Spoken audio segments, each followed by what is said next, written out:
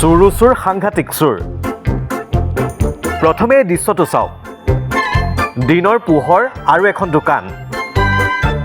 দোকানখনৰ ভিতৰত প্ৰৱেশ কৰিছে এই তিনিগৰাকী মহিলাই। ক্ৰেতা আহিছে, গতিকে বিক্ৰেতা সাজু। এপদ দুপদকৈ মহিলা কেইগৰাকীয়ে সামগ্ৰীসমূহ চাইছে। ব্যস্ত বিক্ৰেতা।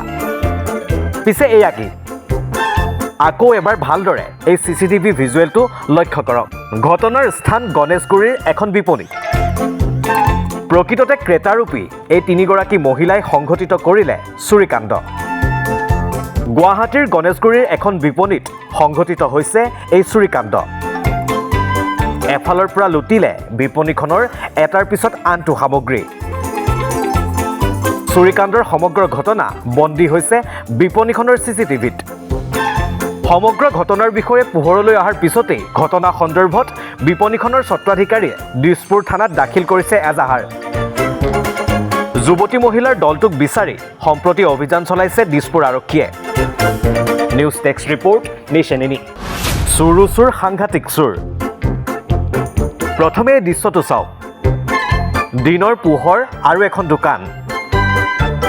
দোকানখনৰ ভিতৰত প্ৰৱেশ কৰিছে এই তিনিগৰাকী মহিলাই। ক্ৰেতা আহিছে, গতিকে বিক্ৰেতা সাজু। এপদ দুপদকৈ মহিলা কেইগৰাকীয়ে সামগ্ৰীসমূহ চাইছে। ব্যস্ত বিক্ৰেতা। পিছে এয়া কি?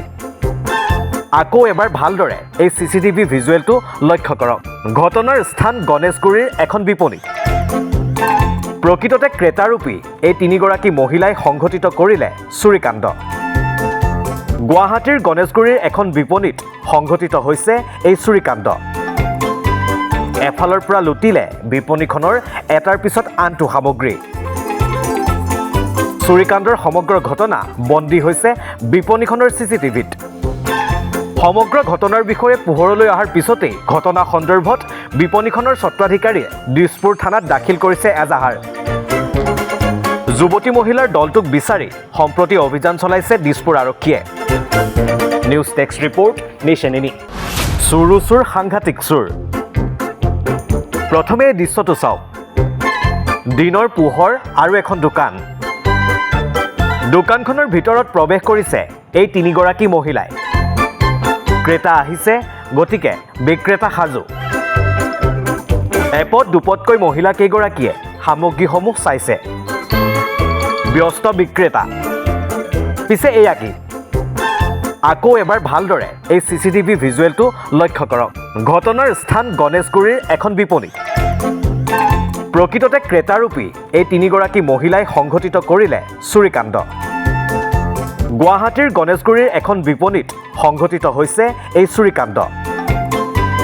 এফালৰ পৰা লুটিলে বিপণীখনৰ এটাৰ পিছত আনটো সামগ্ৰী। চুৰিকাণ্ডৰ সমগ্ৰ ঘটনা বন্দী হৈছে বিপণীখনৰ CCTVত।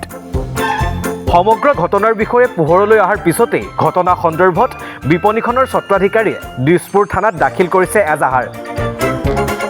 যুৱতী মহিলাৰ দলটোক বিচাৰি সম্প্ৰতি অভিযান চলাইছে দিছপুৰ আৰক্ষীয়ে। নিউজ ডেস্ক ৰিপৰ্ট, নেশ্যন ইনি।